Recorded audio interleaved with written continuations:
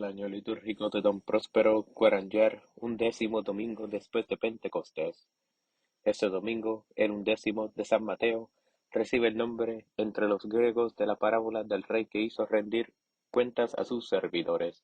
En Occidente se le llama Domingo del sordo mudo, desde que el evangelio del fariseo y del publicano se trasladó al domingo anterior. La misa actual conserva aún, como sería fácil comprobar, más de un recuerdo de la antigua disposición.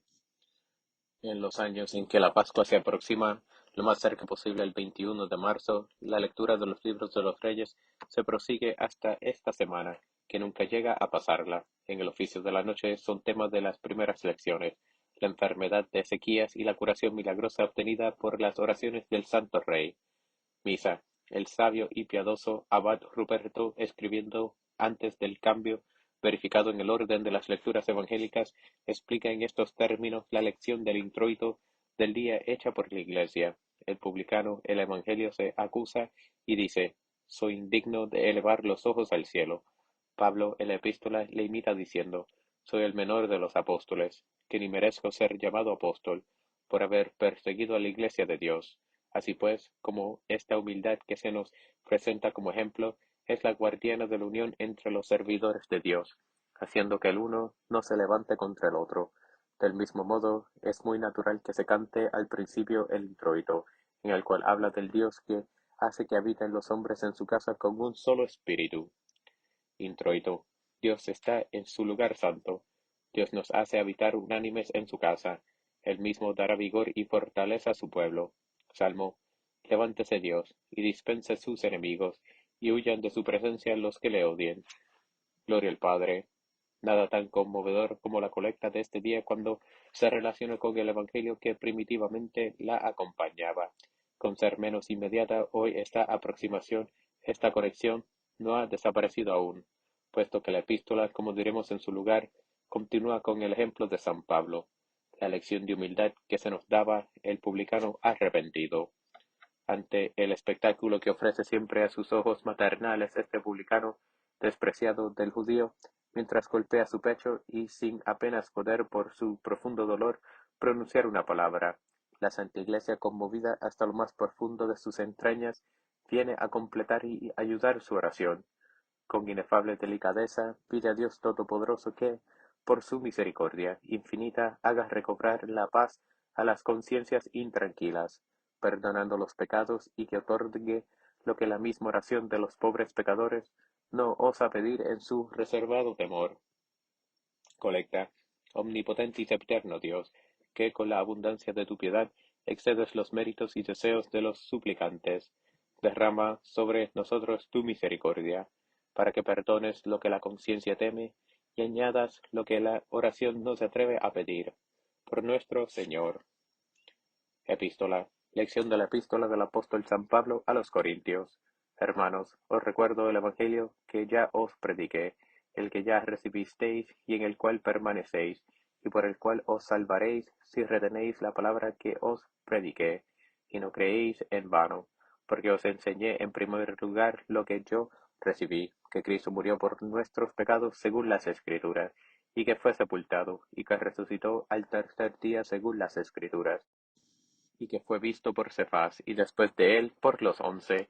Después fue visto por más de 500 hermanos a la vez, de los cuales muchos viven todavía, otros en cambio ya murieron. Después fue visto por Santiago, después por todos los apóstoles, y al último de todos, como a un abortivo, se apareció también a mí, porque yo soy el mínimo de los apóstoles, que no soy digno de ser llamado apóstol, pues perseguí a la iglesia de Dios, pero por la gracia de Dios soy lo que soy, y su gracia no ha sido vana en mí. Contrición y caridad. El domingo pasado el publicano nos recordaba la humildad que conviene al pecador. Hoy el doctor de las gentes nos muestra en su propia persona que esta virtud cae bien asimismo al hombre justificado, que recuerda las ofensas que en otro tiempo hizo al Altísimo. El pecado del justo, aunque perdonado ya hace mucho, permanece sin cesar ante sus ojos. Siempre dispuesto a acusarse a sí mismo, no ve en él el perdón y el olvido de la ofensa por parte de Dios, sino un nuevo motivo para no olvidar jamás sus faltas.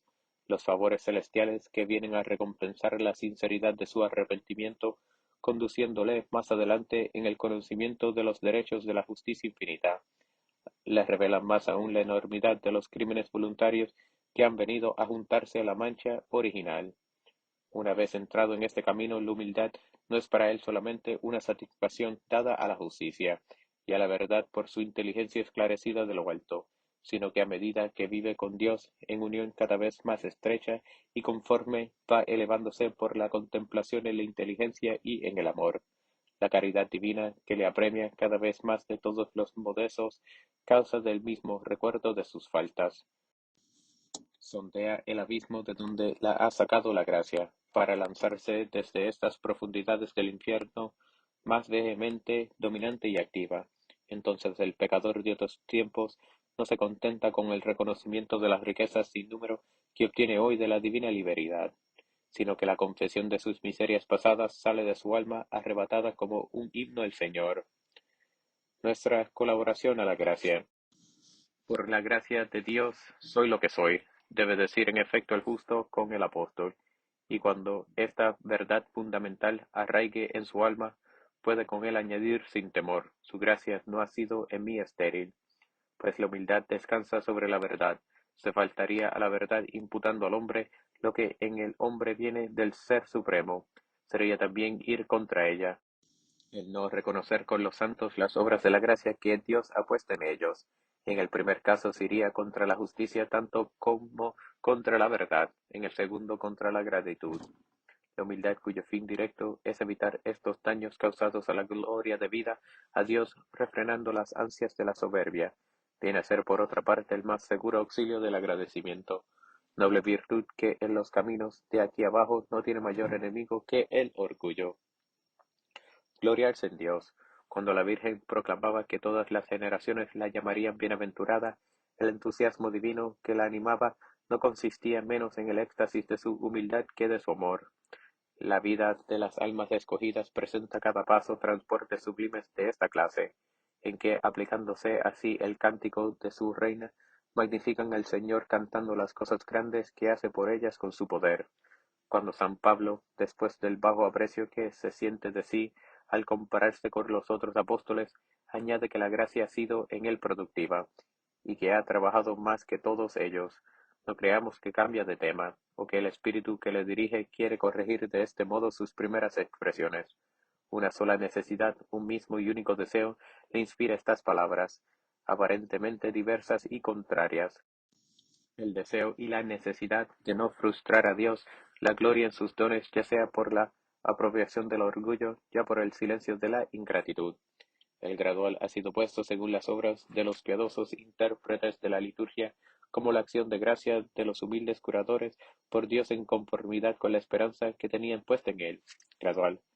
En Dios espero mi corazón, y he sido ayudado, y ha florecido mi carne, y le alabaré con toda mi voluntad. Y a ti, Señor, he clamado. Dios mío, no calles, no te apartes de mí. Aleluya, aleluya. Ensalzad a Dios, nuestro ayudador. Cantad jubilosos al Dios de Jacob. Cantar un salmo alegre con la cítara. Aleluya. Evangelio. Continuación del Santo Evangelio según San Marcos. En aquel tiempo, saliendo Jesús de los límites de Tiro, fue por Sidón, al mar de Galilea, por medio de los confines de la Decápolis, y le presentaron un sordo mudo, y le rogaron que le impusiera las manos, y tomándole aparte de la turba, metió sus dedos en las orejas de él, y escupiendo tocó su lengua, y mirando al cielo suspiró, y díjole, Efetá, que significa abríos, y al punto se abrieron sus oídos, y se soltó el nudo de su lengua, y habló bien. Y les ordenó que no lo dijeran a nadie, pero cuanto más se le ha prohibido él, más lo divulgaron ellos, y tanto más se admiraron, diciendo, todo lo ha hecho bien, ha hecho oír a los sordomudos y hablar a los mudos. El género humano enfermo. Los santos doctores nos enseñan que este hombre representa todo el género humano, excepción hecha del pueblo judío, abandonado desde tantísimo tiempo en las regiones del Aquilón, donde solamente reinaba el príncipe del mundo. Experimentó los efectos desastrosos del olvido en que parece le tenía su creador y padre, como consecuencia del pecado original.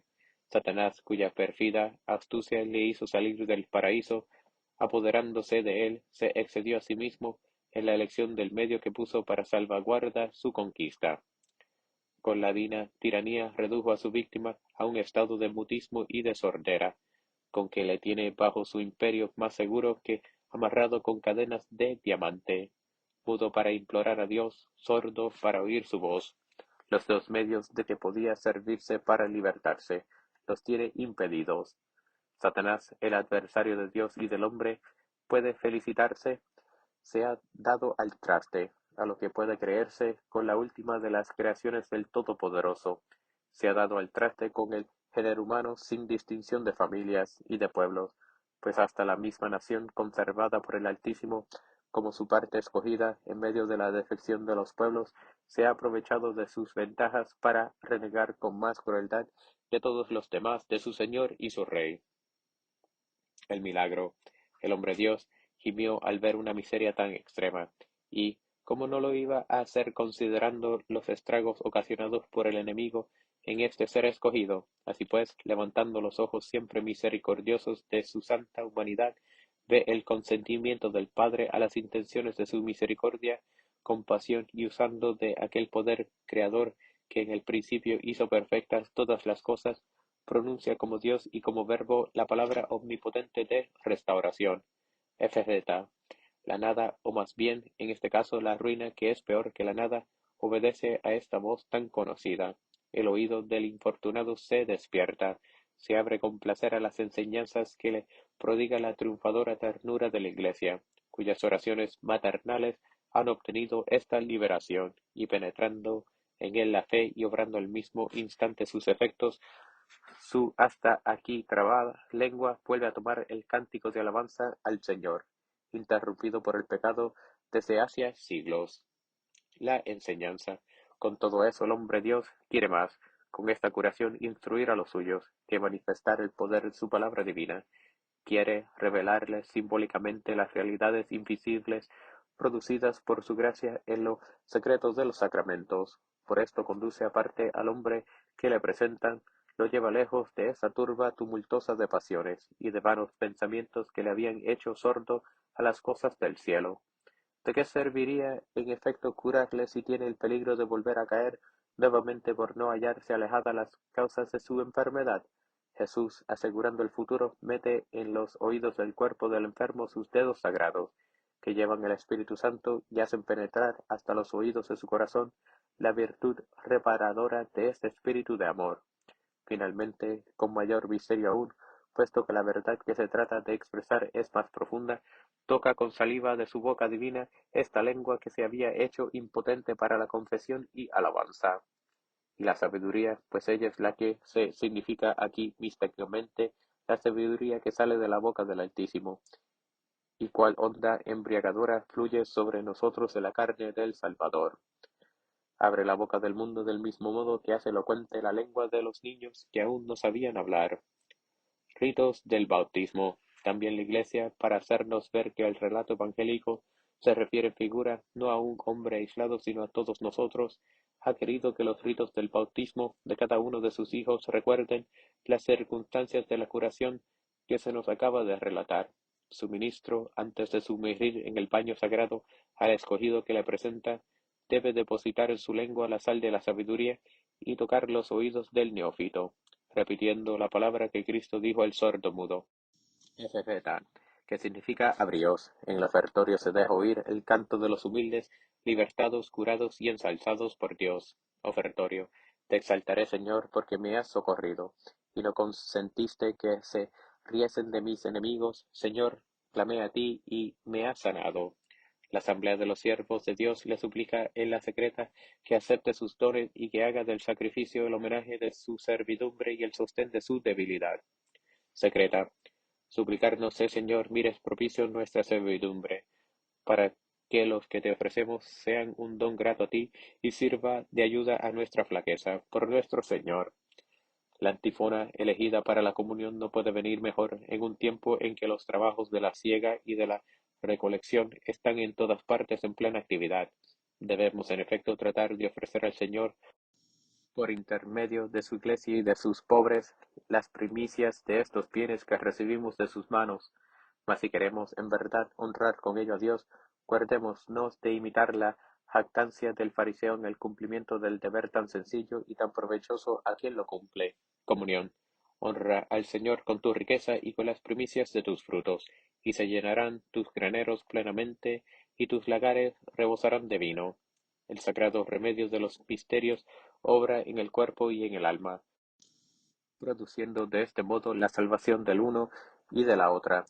Es la verdadera gloria del cristiano. En la poscomunión la Iglesia implora para sus hijos esta plenitud efectiva del sacramento. Poscomunión. Suplicarnos es, Señor, hagas que, con la recepción de tu sacramento, sintamos su ayuda en el alma y en el cuerpo, para que, salvados ambos, nos gloriemos de la plenitud de tu celestial remedio por nuestro Señor.